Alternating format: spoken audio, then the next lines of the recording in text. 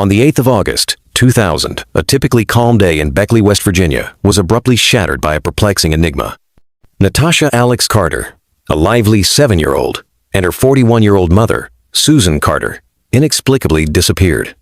Their abrupt absence created a profound and disturbing void, entirely devoid of immediate clues. This baffling case would cause immense distress to a family and perplex law enforcement for almost a quarter century.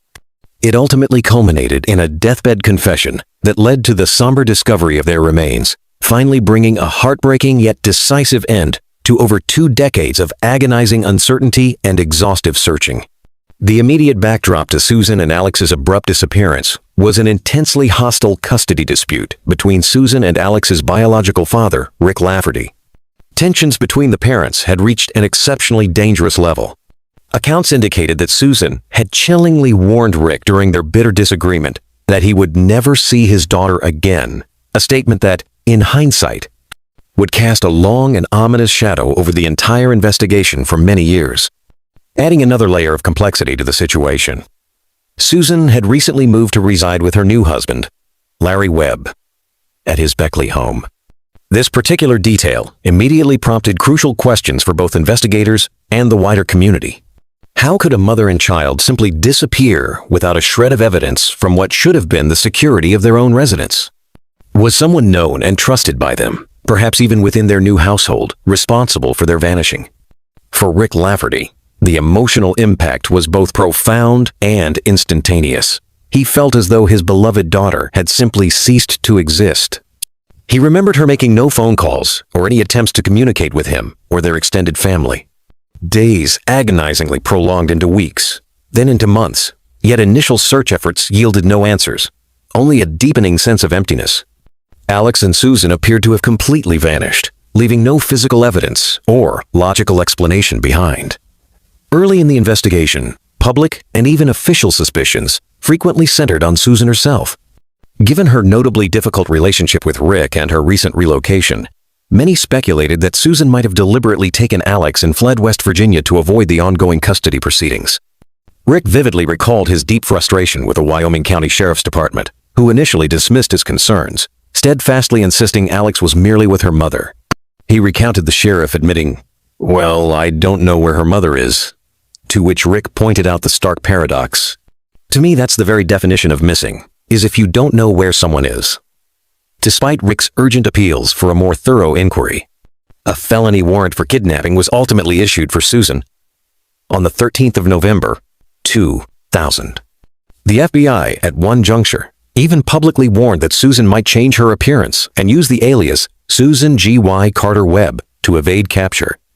At a public FBI press conference, a tearful Rick implored desperately for his daughter's safe return, expressing his profound desire to simply have her back home, regardless of the circumstances or the path that led her there.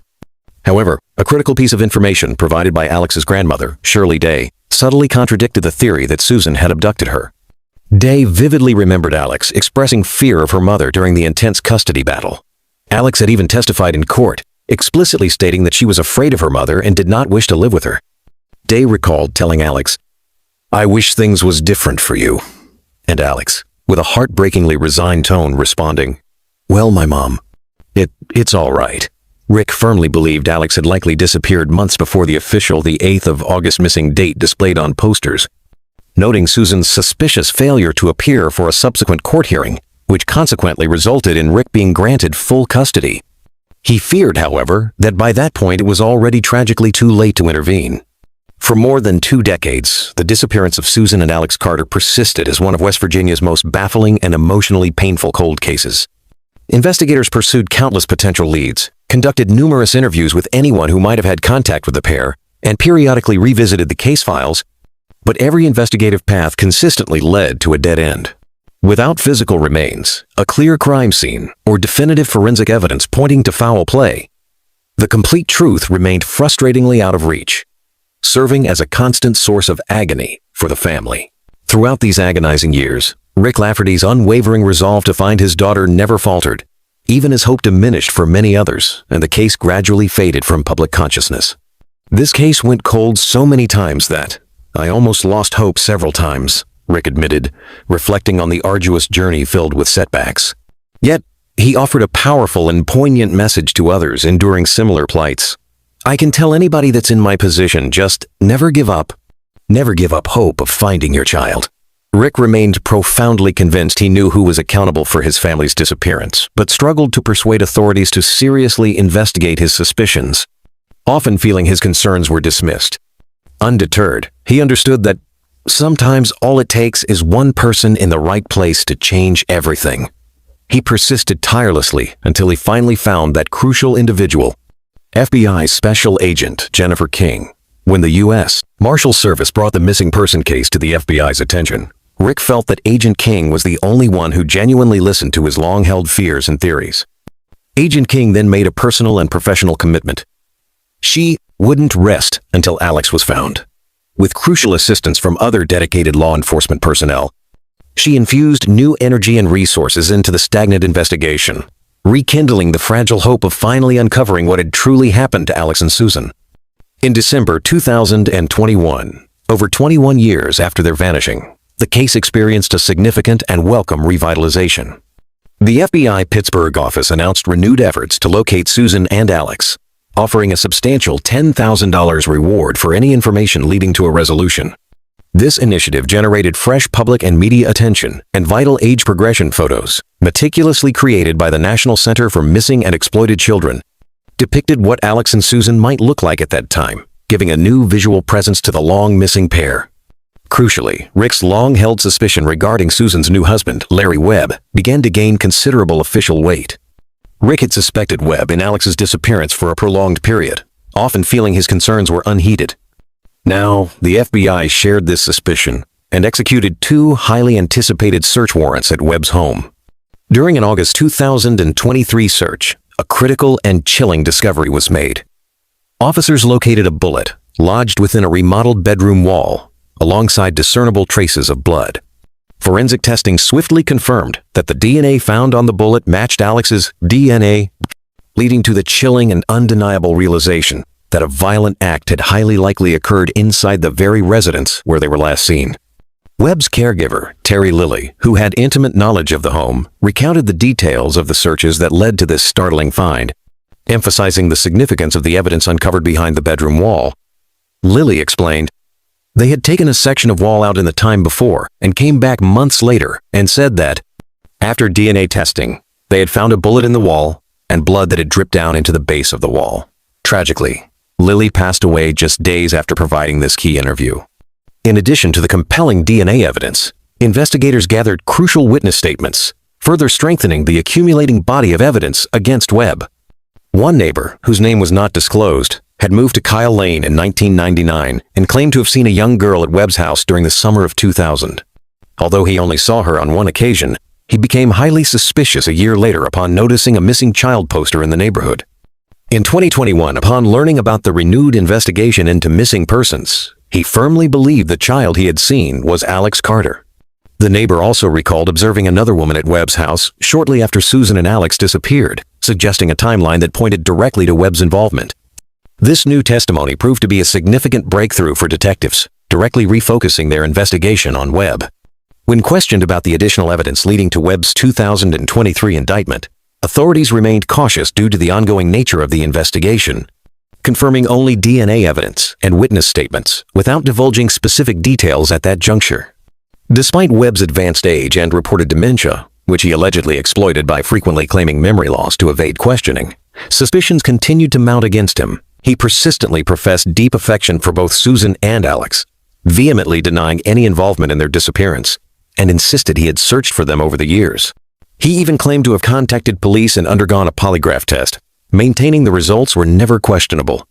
"I don't know. I swear, I don't know. I don't have any idea what happened to her," he repeatedly asserted, though his caregiver warned that his recollection might be unreliable due to his medical condition.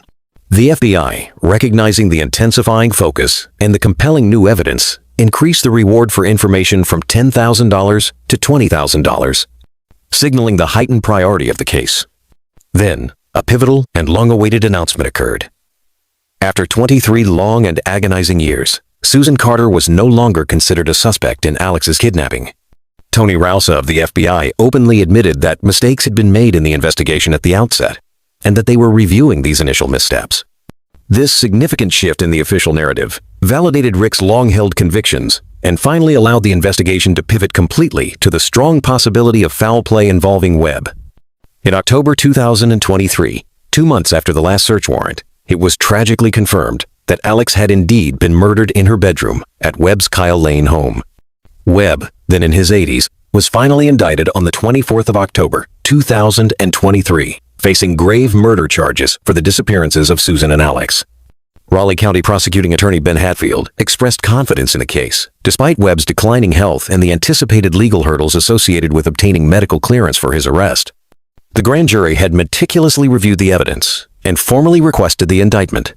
Webb's quickly worsening health continuously delayed his official arrest until April 2024. This occurred even though persistent attempts were made to speed up the legal proceedings, including visits to various nursing homes where he was residing. However, during one of these crucial visits, a vital and unforeseen breakthrough transpired.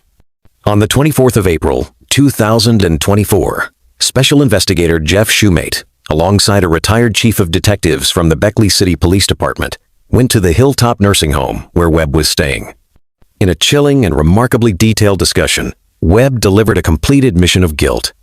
He confessed to shooting Susan Carter after accusing her of taking money from his home. The resulting disagreement tragically led to her demise.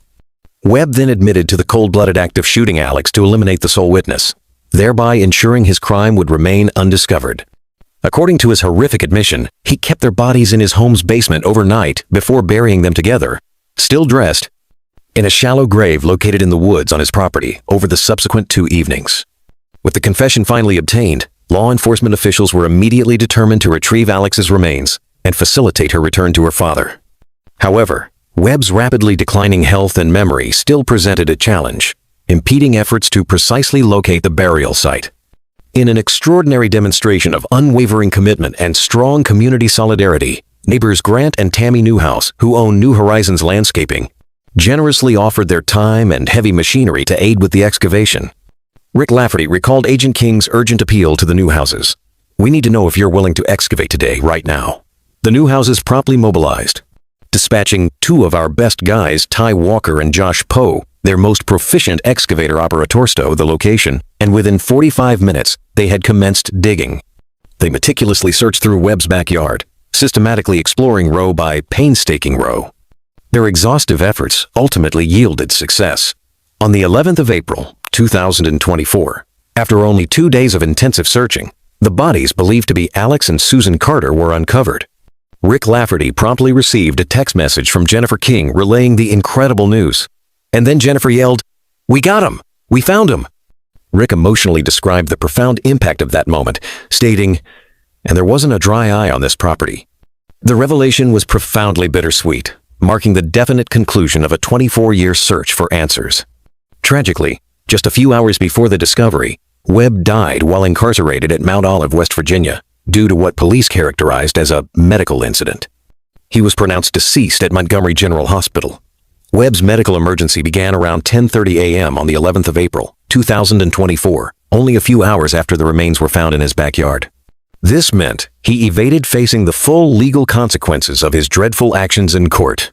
For Rick Lafferty, the discovery unleashed a torrent of complex emotions. Immense relief that his daughter had finally been found, yet profound sorrow regarding the devastating circumstances of her passing. He fondly recalled moments of carrying Alex as a child, his mother once commenting, "You're gonna carry her till her feet hit the ground," to which he lovingly replied, "Well, yeah, if she wants me to, I will." His steadfast conviction that one day she would return home had ultimately been realized, albeit in the most heartbreaking way imaginable. As this agonizing case finally reaches its end, there's a glimmer of hope that Rick and the Carter family can find some degree of peace, knowing that Alex and her mother can now finally be laid to rest, providing a measure of closure to a decades-long nightmare. One ordinary evening, a woman left work and disappeared into thin air under circumstances that quickly began to seem anything but ordinary. The police launched an investigation and soon unearthed a series of disturbing clues that pointed to something far more sinister. But despite their early momentum, the case would remain unsolved for a staggering 25 years until an unforeseen twist finally brought long-awaited answers. Kim Langwell was born on the 24th of December, 1965, in Houston, Texas. She grew up there with her parents and younger sister, in a warm circle of friends who always admired her fierce determination. That drive only grew stronger when, at 18, Kim became a mother to her daughter, Tiffany. Shortly after Tiffany's birth, her father left, leaving Kim to raise her child alone. Determined to create a better future, Kim relocated to the small town of Beaumont, hoping for a fresh start. Life was difficult at first. Kim often worked 2 or 3 jobs at a time to support herself and her daughter, but with time and relentless effort, she secured a solid position at a nearby oil refinery. The job not only offered stability, it also brought Ken into her life. The two hit it off, began dating, and eventually got engaged, hopeful about the life they were building together. On the 9th of July, 1999, 34-year-old Kim had plans to enjoy dinner at a restaurant with Ken and her 15-year-old daughter. Her workday was expected to end at 5 p.m., giving her enough time to get home and prepare for the outing. Around 5:15, Kim phoned Tiffany to confirm the dinner plans. She mentioned she had a few quick errands and might be running a little late. By 6:30 p.m., Ken had arrived at Kim's home, but there was still no sign of her. He and Tiffany tried calling, but she didn't answer, which was highly unusual. As more time passed with no word, Ken's concern grew. Finally, around 10 p.m., he decided to go looking for her. He retraced the route she would have taken from work to home, made stops at nearby stores, and checked places she might have visited. Nothing.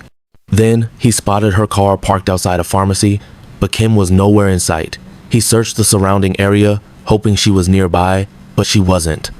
Initially, Ken tried to rationalize her absence. Maybe she changed her plans.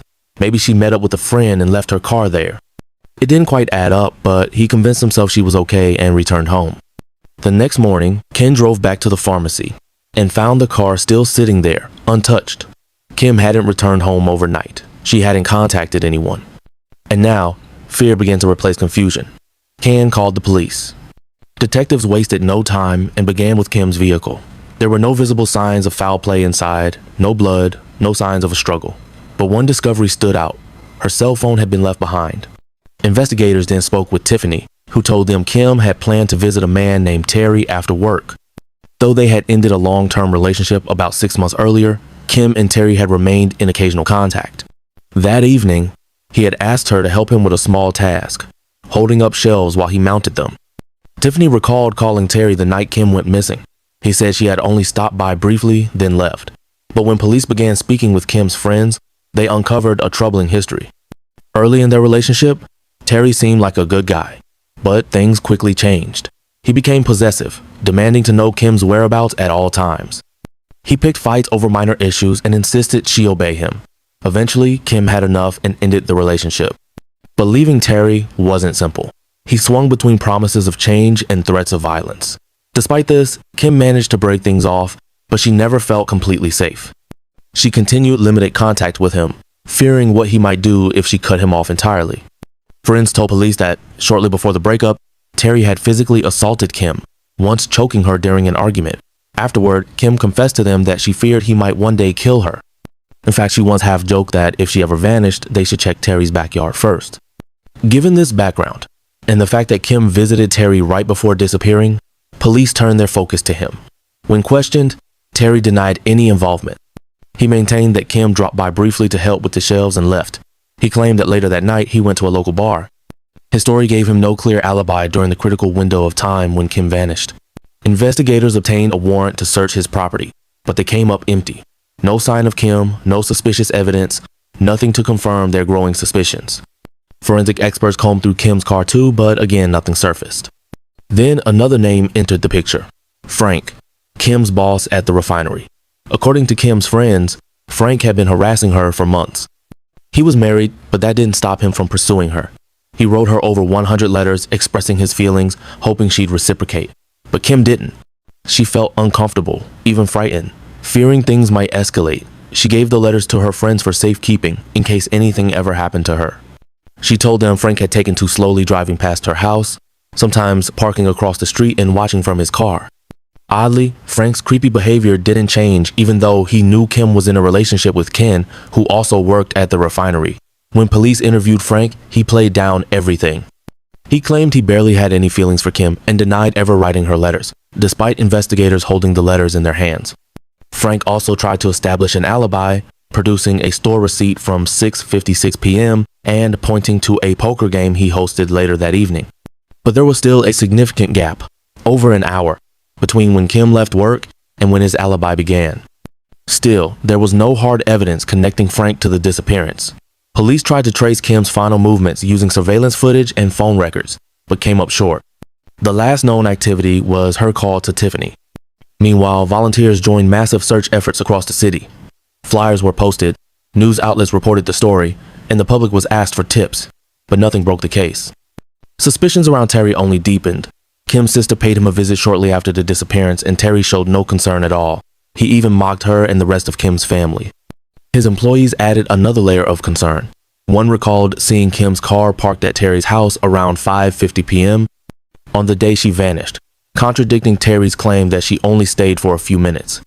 Later, multiple witnesses reported spotting Terry's tow truck near the pharmacy parking lot around 6:45 p.m., the same place Kim's car was later found. His supposed alibi didn't hold up. Even so, police lacked physical proof. Terry's behavior grew more alarming. He once told Kim's sister he was going to take a polygraph test, then casually added, "I'll probably fail it." He called the family now and then, pretending to check in, asking if they'd heard from Kim, as if she had simply taken a trip. Anonymous, silent phone calls plagued the family for years, which they believed came from Terry. 3 years after Kim disappeared, he approached Tiffany on the street and brought up the polygraph again, taunting her with a chilling comment. "Want to know which question I failed? It was the one about whether I killed your mom."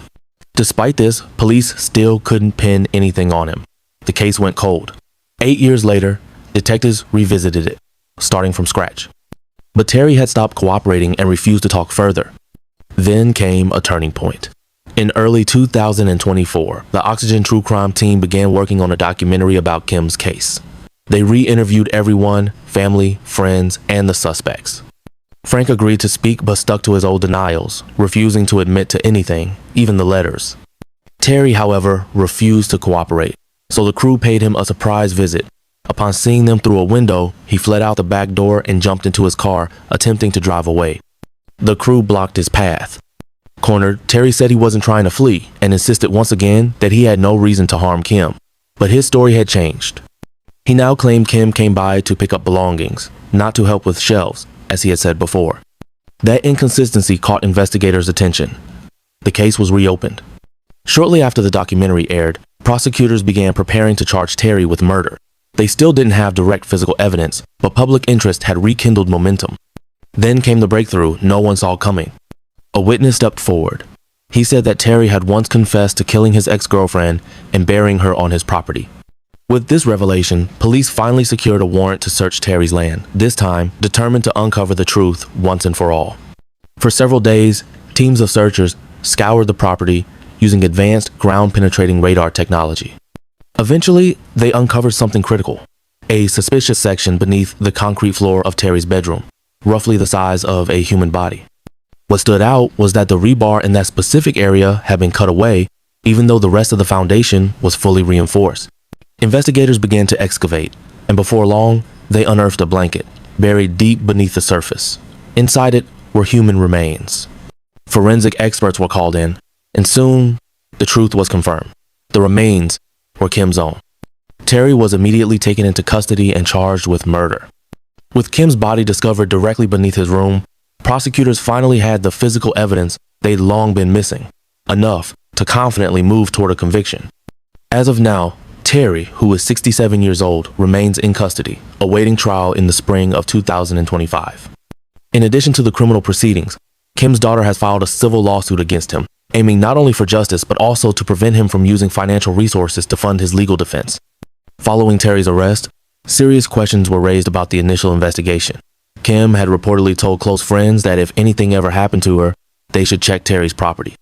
And remarkably, 25 years later, that's exactly where her remains were found.